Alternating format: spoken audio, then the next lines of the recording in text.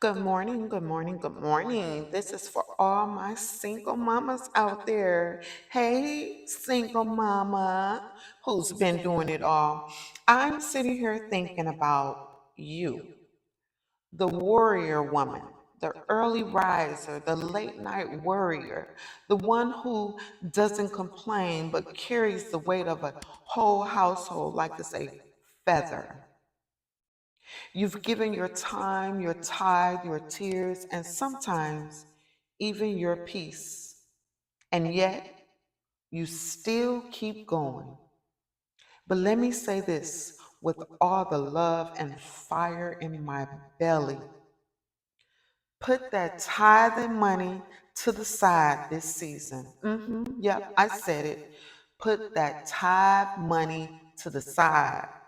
Not because you're rebellious, not because you're greedy, but because you're wise.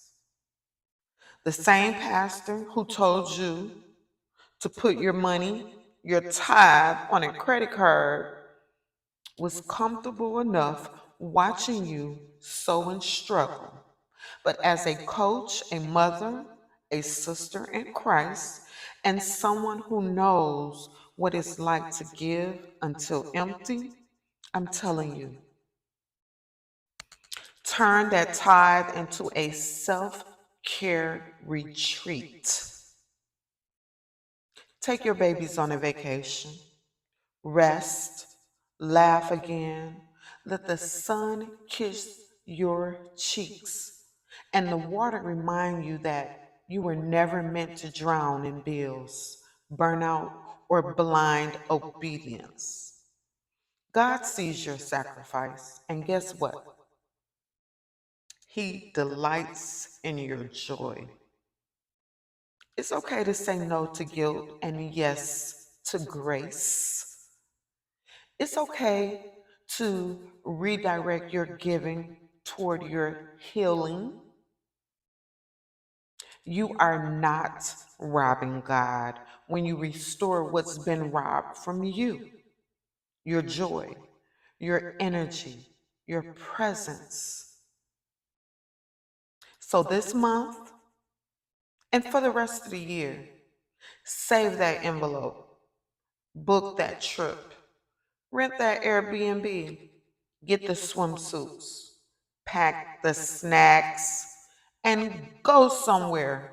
Go somewhere new. And when you do, tell your heart you finally chose her. You can thank me later. I'm Fly for 44, and I want you to first love yourself. This is signaling your elevation and destiny. And it's in divine order.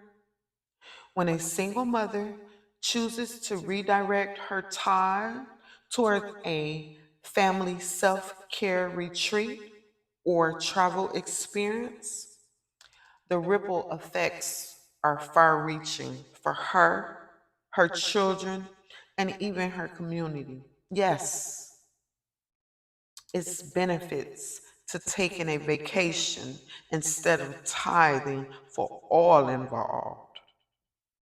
For the mother, emotional restoration. She steps out of survival mode and into serenity. Peace isn't a luxury, it's a spiritual necessity. A vacation becomes a sacred pause where she is no longer just surviving, but living. Mental clarity, distance from daily stress allows the mind to breathe. New environments ignite new perspectives, something church guilt never offered. Reclamation, a power. Choosing her wellness over religious guilt is a radical act of self love and freedom. She's not being selfish, she's being strategic. Because when the woman rests, The household breathes. For the children, memories over money. They may forget what she sacrificed, but they will never forget how she made them feel. Vacations become emotional anchors of joy, emotional security. Seeing mom prioritize joy and rest gives them permission to do the same.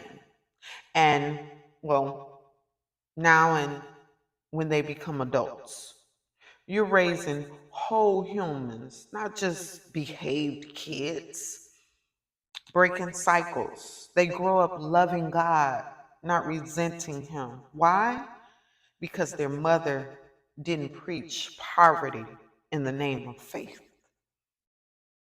Let me say that again. Their mother didn't preach poverty in the name of faith. She modeled balance, boundaries, and blessings.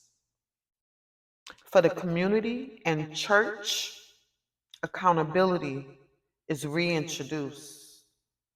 It quietly challenges religious systems that thrive on your lack. This is not reflection.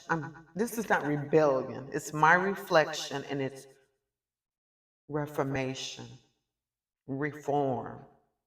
Stronger families create stronger faith.